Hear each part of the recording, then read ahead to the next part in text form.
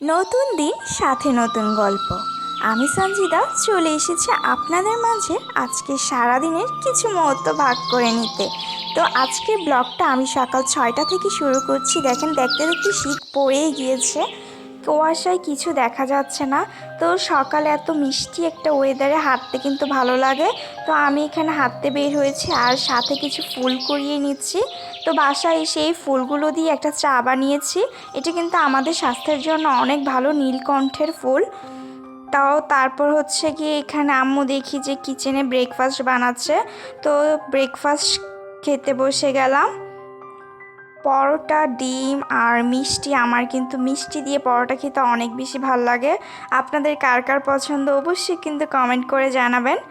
তো এইদিকে আমি একটা পুডিং বানিয়েছি, মাশাল্লাহ এত সুন্দর হয়েছে দেখতে, আর খেতেও কিন্তু অসম্ভব মজা হয়েছে। মানে আমি নিজেই অবাক হয়ে গিয়েছি, এত সুন্দর হয়েছে মাশাল্লাহ।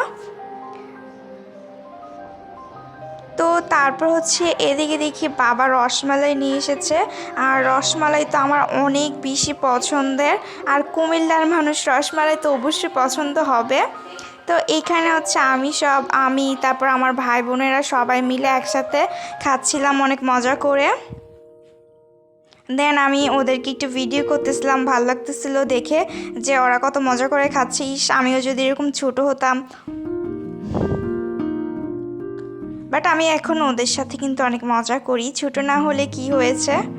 তো এদিকে আমরা খাচ্ছিলাম আর টিভি দেখতেছিলাম। তো তার কিচেনে এসে দেখি যে আম্মু সবজি কাটতেছে, তো একটু ভিডিও করলাম। আর দেখো লাউটা মাশাল্লাহ কত সুন্দর, একদম সবুজ, দেখে মনে হচ্ছে যে কাঁচাই খেয়ে ফেলি। তো আম্মু হচ্ছে এখানে সব কিছু কেটে দিয়েছিল আর আমি একটু ধুয়ে দিচ্ছিলাম আম্মুকে। আর এখানে কি সুন্দর একদম সবুজ শাক। মাছ মাংস থেকে এগুলোই কিন্তু খেতে বেশি ভালো লাগে। তো এই তো এখানে আম্মু লাউ রান্না করেছে আর এই শাকগুলো দিয়ে বড়া বানিয়েছে, অনেক মজা এগুলো খেতে। তো তারপর হচ্ছে আম্মু দুপুরবেলা গরুর মাংস রান্না করেছিল। তো আমি দুপুরে গরুর মাংস দিয়ে পরোটা দিয়ে খেয়েছি, আমার অনেক পছন্দ এটা। তো তারপরে হচ্ছে একটু বিকেলের দিকে বাহির হলাম, ঘরে তো সারাক্ষণ থাকতে ভালো লাগে না।